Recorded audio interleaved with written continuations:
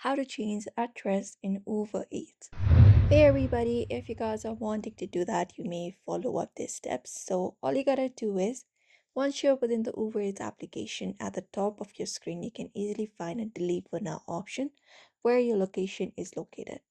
Now, if you would like to change it, you can just go ahead and tap on it, and then once you tap on it, it will give you auto details option, and here you will be finding your current location.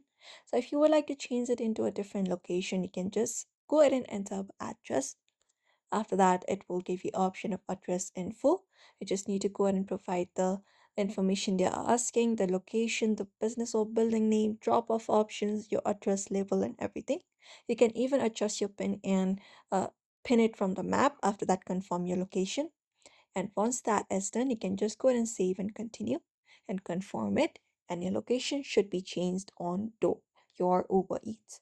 So this is it. You may follow up these methods in order to do so. So therefore, I hope this video was helpful. Give it a thumbs up and subscribe for more tips and tutorials.